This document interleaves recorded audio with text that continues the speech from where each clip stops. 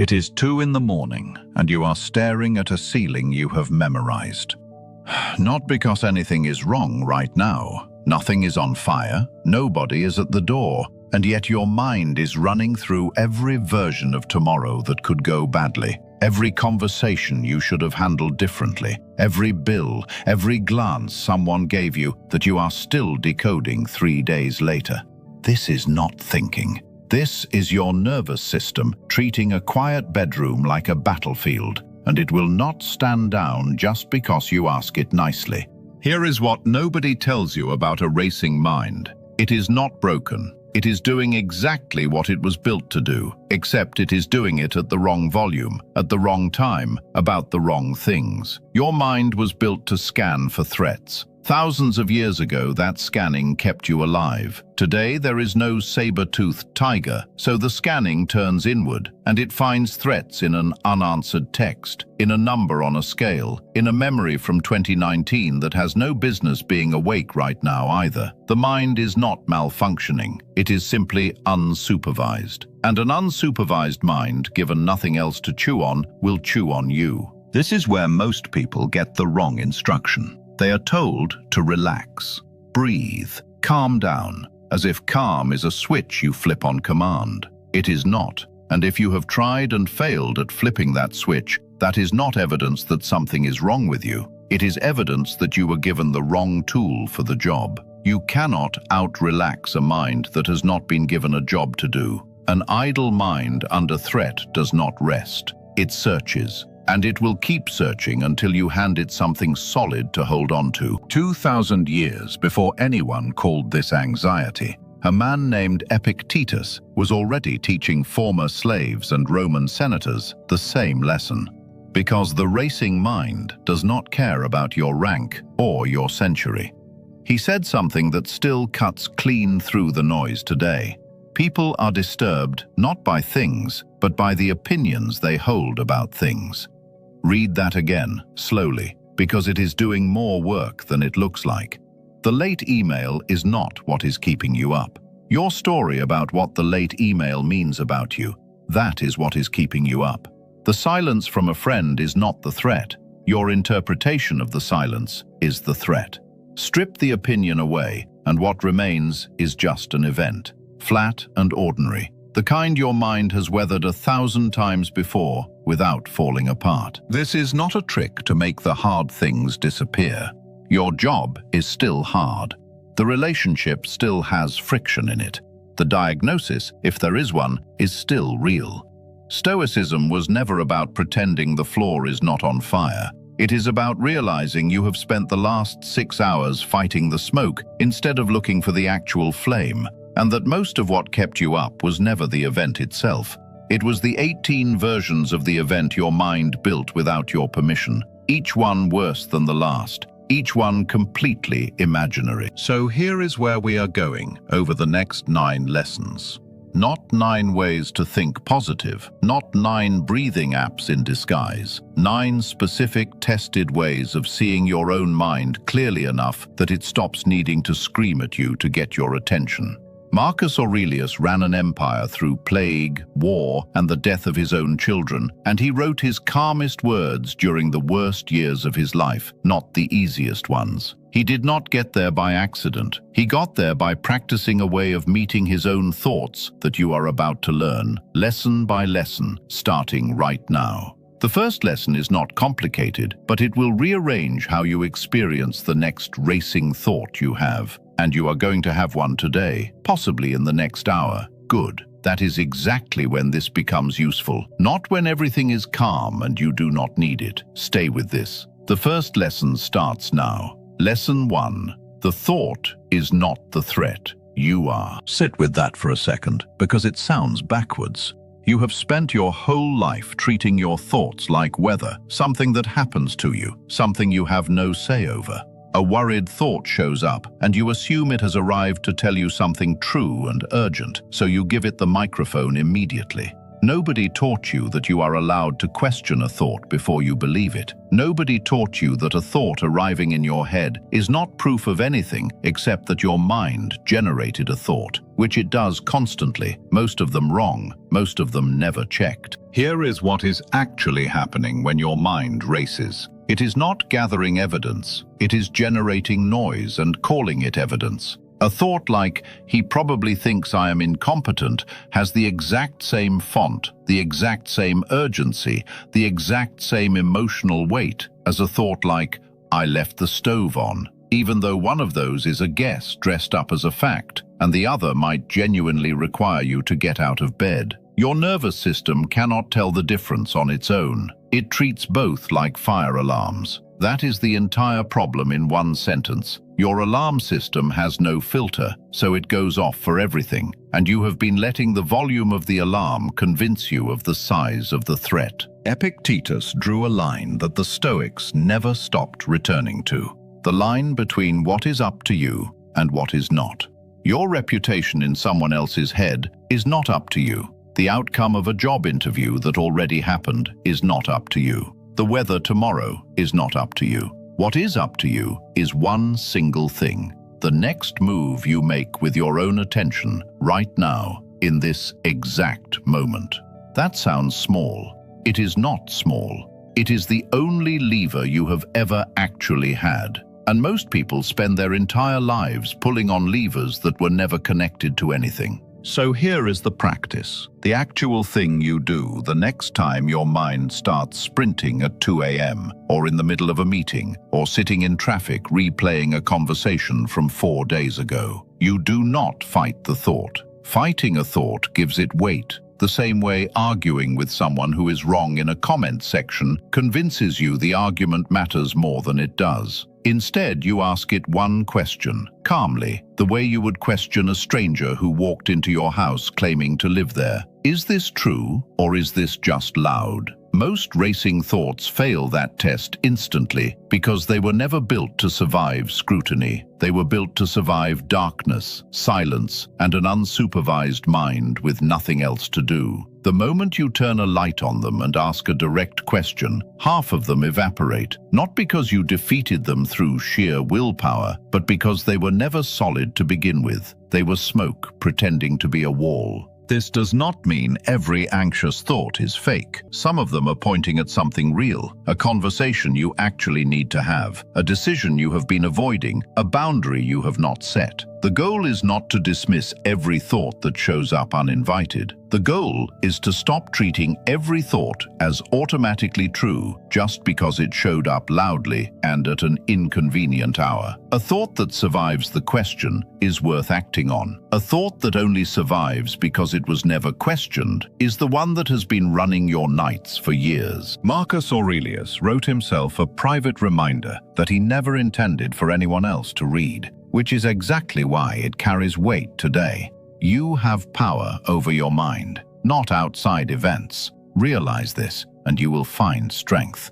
He was not writing that during a peaceful afternoon. He wrote that while commanding armies through a plague that killed thousands of his own soldiers, while betrayal closed in from people he trusted. If that sentence held up under those conditions, it can hold up against an email you are dreading or a number on your phone screen. The next racing thought you have today, do not fight it and do not obey it either. Question it. Find out if it is true or just loud. That single habit, repeated enough times, starts to retrain a mind that has spent years assuming every alarm meant fire. Lesson 2 is about something even your calmest moments have been quietly getting wrong, and it starts now. Lesson 2. You have been living in a future that does not exist yet, and paying full price for it anyway. Notice where your mind actually spends its time when it races. It is almost never about right now. Right now, you are breathing, you are reading this. Nothing in this exact second requires you to panic. The racing happens because your mind has quietly relocated to a version of next week that has not been written yet, and it is rehearsing disasters there as if rehearsal is the same thing as preparation. It is not.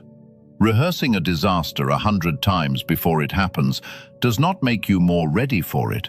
It makes you exhausted twice, once now and once if it actually happens later. There is a specific kind of suffering the Stoics noticed almost 2,000 years ago that modern psychology eventually caught up to and gave a clinical name. Seneca wrote about it directly in a letter to a friend who could not stop worrying about things that had not occurred. We suffer more in imagination than in reality. Read that the way it deserves to be read, not as a comforting slogan, as a literal, repeatedly observable fact about how your nervous system works. The version of the hard conversation that you rehearse in your head at midnight is almost always worse, longer, and more humiliating than the conversation that actually happens the next day. You built a villain in the dark that the real person never plays. Here is why this matters beyond just feeling better.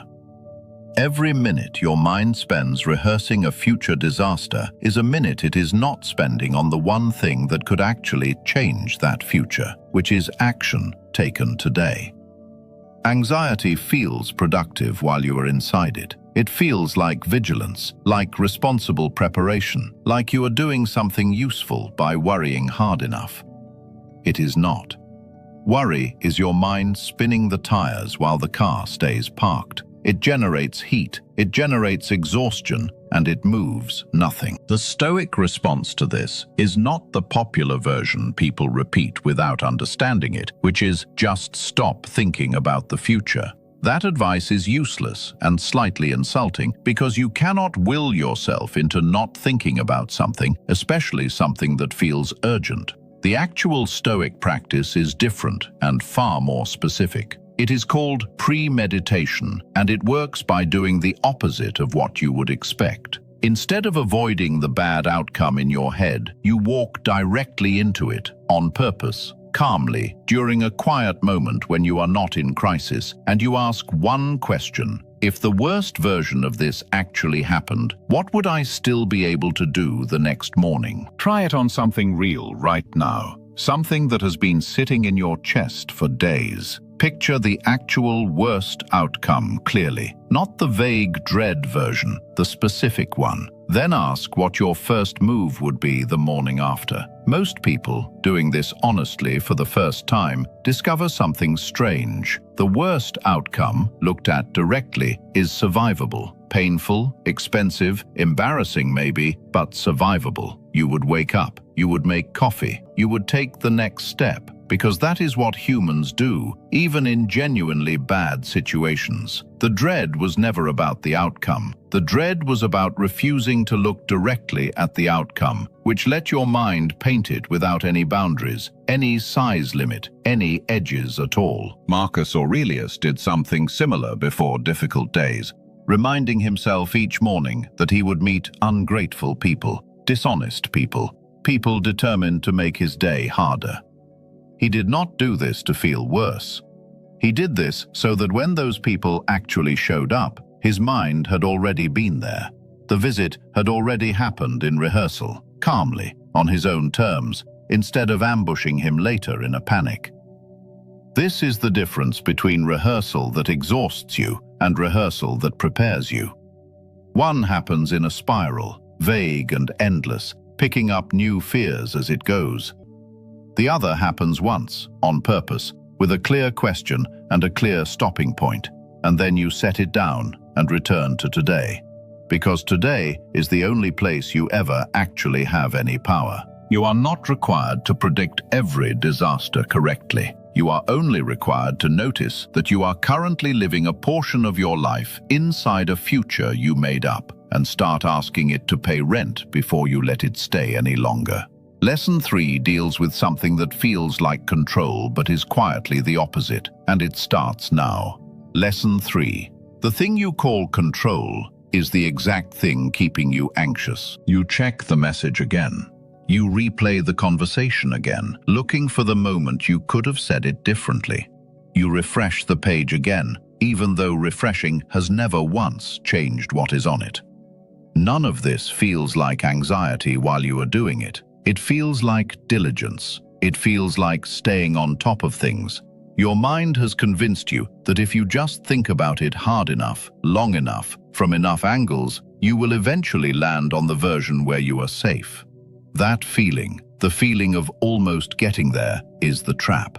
It is what keeps you checking. It is also a lie, because there was never a version of thinking harder that was going to produce safety, because the thing you are trying to control was never yours to control in the first place. This is the actual root of most racing minds, more than any single bad event.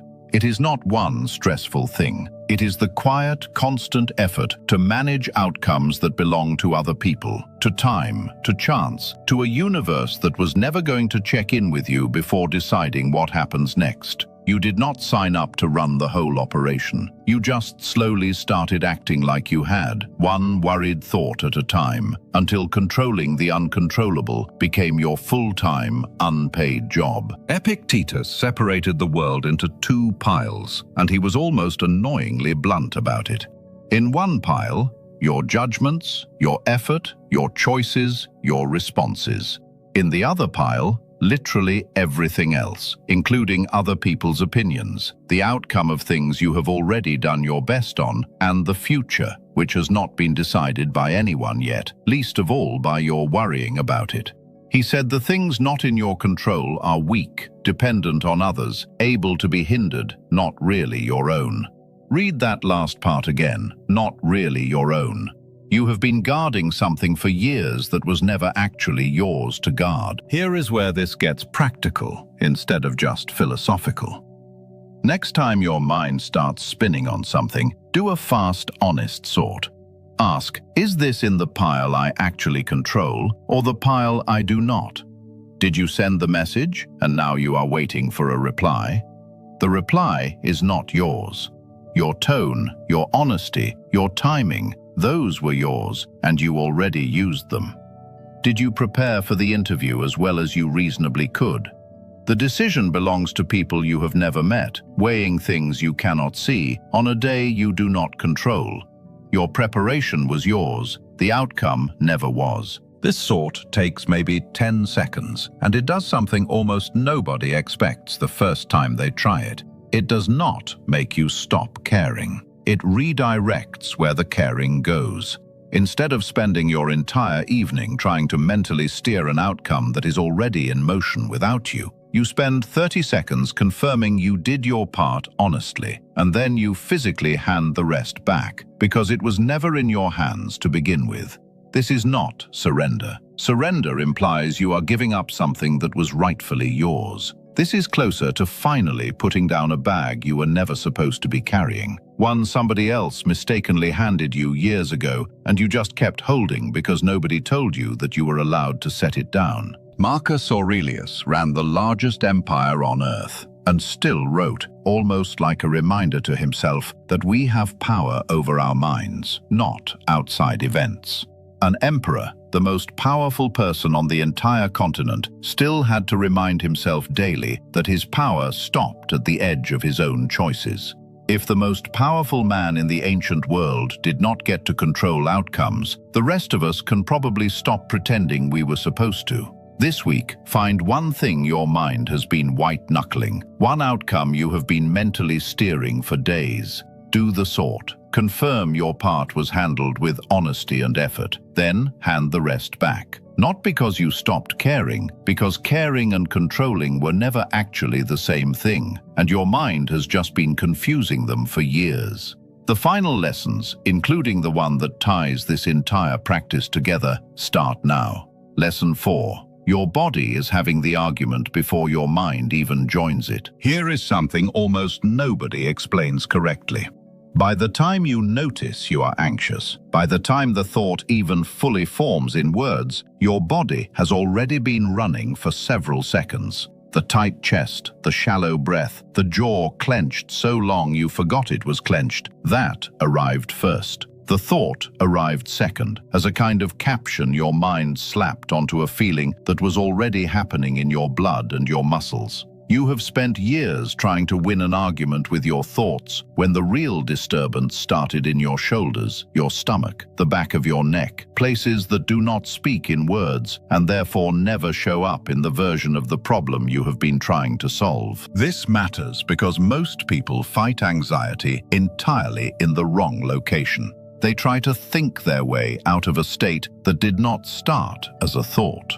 You cannot out-argue a racing heart with a clever sentence. You cannot convince your own chest to unclench using logic, the same way you cannot talk a clenched fist into opening just by explaining to it that there is no danger.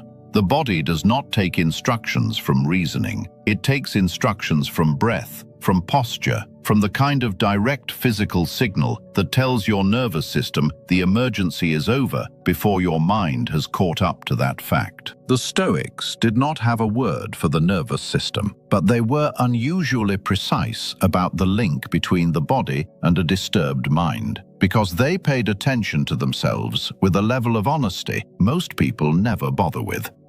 Marcus Aurelius wrote about confining yourself to the present, noting how much smaller and more manageable everything becomes the moment you stop letting your mind drag in the weight of the past and the dread of what has not happened yet. He was not writing poetry. He was describing a physical state, a narrowing of attention down to the only place where calm has ever actually been available, which is the body, right now, doing the one thing it is doing in this exact second. Here is the practice, and it takes less time than the racing thought itself usually takes to finish a single lap.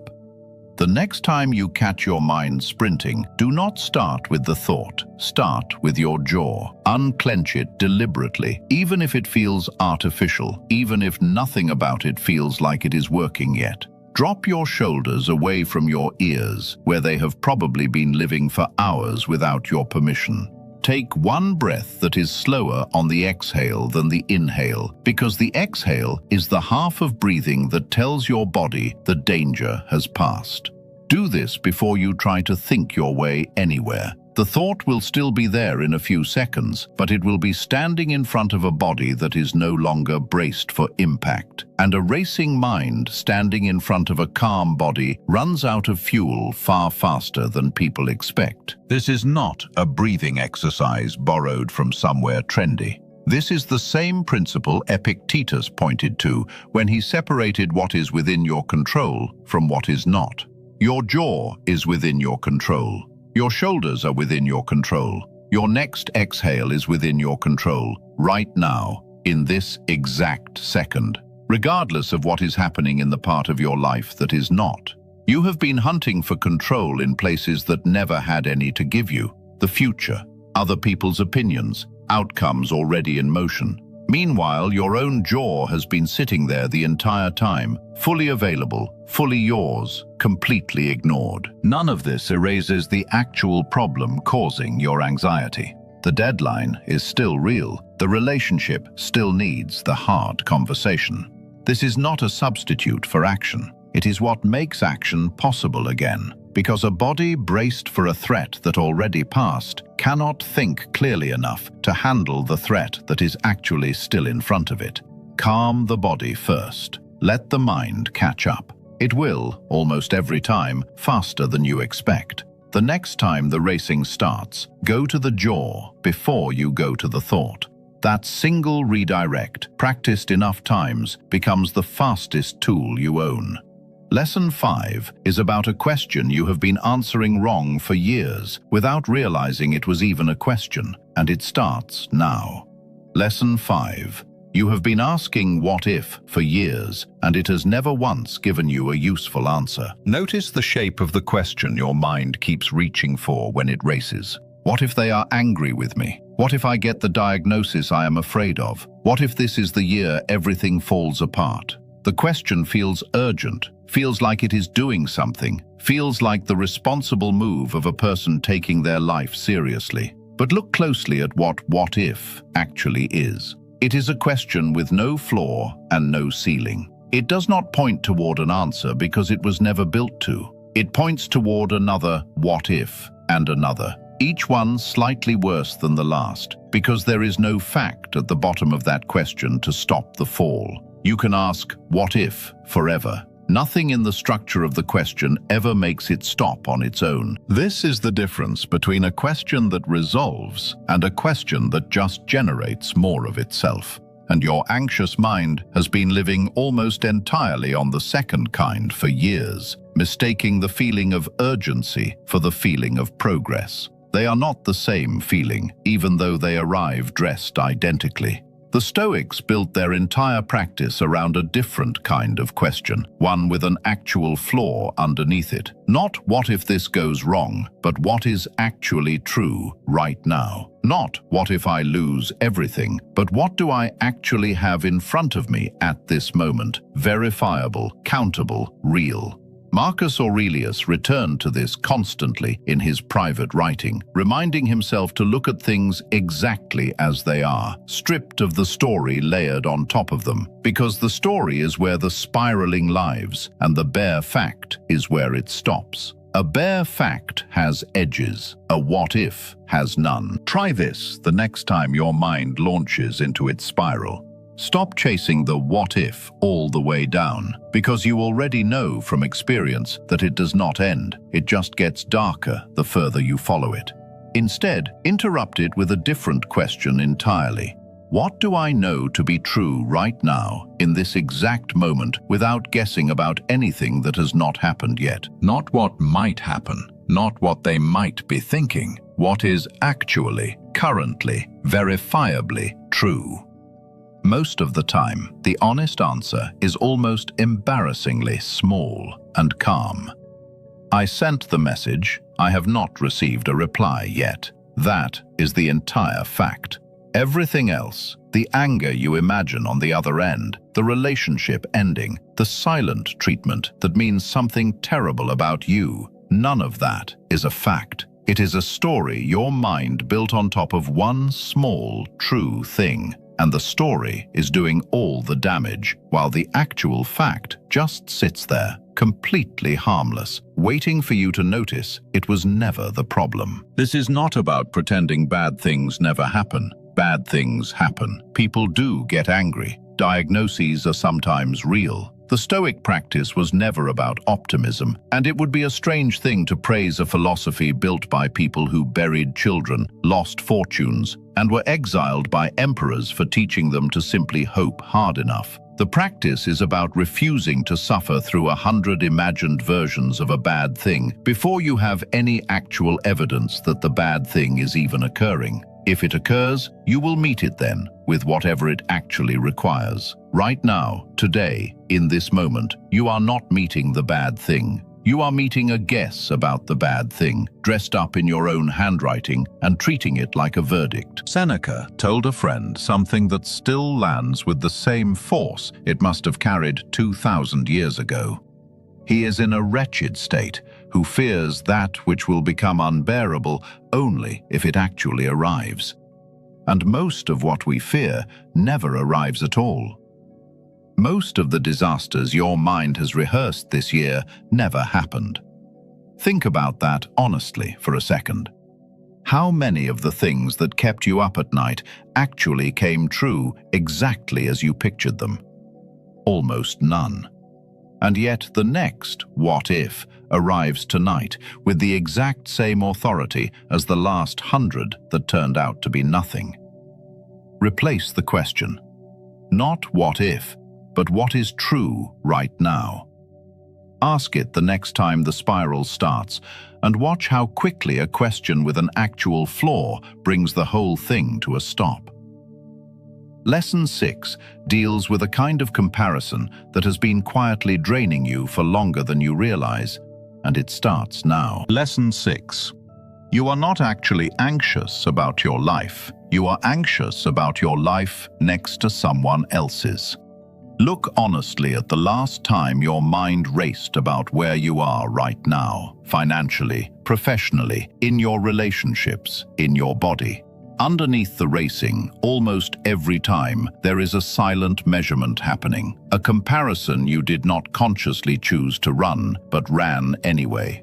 Someone you know is further along. Someone your age has more. Someone posted something that made your own ordinary Tuesday feel suddenly unbearably small. The anxiety rarely shows up as a clean, isolated fear about your own circumstances. It shows up as a gap, the distance between where you are and where someone else appears to be standing. And that gap is doing more damage to your nervous system tonight than your actual circumstances ever could on their own. Here is what makes this particular kind of anxiety so exhausting. It has no finish line, because there is always someone further ahead. You could fix the exact thing you are anxious about tonight, solve it completely, and the relief would last exactly as long as it takes your mind to find the next person to measure yourself against. This is not a flaw in your character. It is what happens to a mind given constant access to other people's highlight reels, with no access to their actual interior lives, their debts, their fights, their 2 a.m. ceilings they are also staring at right now, somewhere else, for reasons you will never see. The Stoics lived in a world without screens, but they understood comparison as a kind of self-inflicted wound, long before anyone had a name for doom scrolling. Seneca wrote to a friend that no person can be happy who looks outside himself, who measures himself against another, because there is always going to be someone wealthier, someone more praised, someone who appears to be living the version of your life you secretly wanted. He was not writing that as comfort, he was writing it as a diagnosis. The comparison is not a side effect of your anxiety. For a significant amount of it, the comparison is the actual cause, quietly running in the background of every racing thought you assumed was about something else entirely. Here is the part that makes this practical instead of just true. The gap you are measuring is almost never built from real information. You are comparing your actual, fully known life, with its debts and doubts and difficult mornings, against someone else's edited surface, the parts of their life they chose to show, filtered through everything they decided to leave out. This is not a fair fight, and it was never supposed to be one. You are comparing a complete data set, your own, against a curated highlight reel, theirs, and then feeling like you lost a contest that was rigged before it started. The next time you notice your anxiety has a comparison hiding underneath it, and it almost always does once you start checking, name it directly, instead of letting it run silently. Ask yourself who you are actually measuring against right now, and then ask the honest question Seneca was pointing toward 2,000 years ago. Do I actually know the full truth of their life, or only the part they chose to let me see? The honest answer is almost always the second one, and that answer alone tends to drain most of the power out of the comparison, because you cannot lose a race you were never actually competing in to begin with. Marcus Aurelius, ruling the largest empire on the planet, still wrote himself a reminder not to waste the remainder of his life thinking about other people, what they are doing, what they are saying, what they are pursuing. He had more reason than almost anyone in history to compare himself to others. More power, more scrutiny, more people watching every move he made. He chose instead to measure his life against his own standards, set by his own values, not against the noisy, distorted, half-true scoreboard everyone else was running in the background of their minds. You are not behind, you are not ahead. Those words only mean anything in a race you agreed to enter, against people running a course you cannot actually see. Step out of the race today, even for an hour, and notice how much quieter your own mind becomes the moment it stops trying to win a contest it never had full information about in the first place. Lesson 7 is about the one comparison that is actually worth making, and it starts now.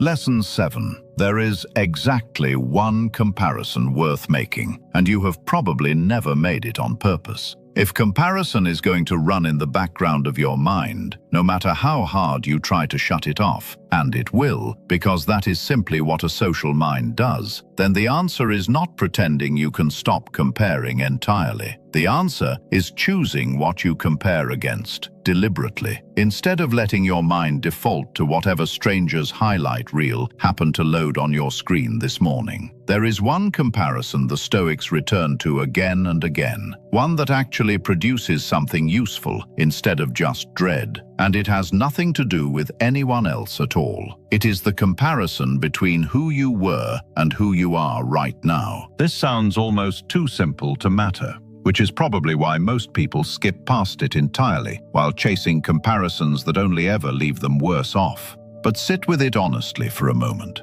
Not who you wish you were, not some idealized future version waiting at the end of a perfect plan. Just the actual person you were a year ago, the actual person you are today, placed side by side, with real evidence instead of vague feeling. Most people, when they do this honestly, find more growth than their anxious mind has been giving them credit for, because anxiety has a habit of erasing your own progress the moment a new worry shows up to replace the last one. Seneca wrote to a friend about exactly this kind of measurement, urging him to demand of himself an accounting each evening, asking what bad habit he had cured that day, what fault he had checked, in what respect he was better. Notice what that practice is not. It is not asking whether you have arrived somewhere final. It is not asking whether you have beaten anyone else to some imaginary finish line. It is a small, honest, daily measurement against a single fixed point, yesterday's version of yourself, the only version of a human being you ever actually have complete and reliable information about. This matters for anxiety specifically because anxiety thrives on vague, undefined standards.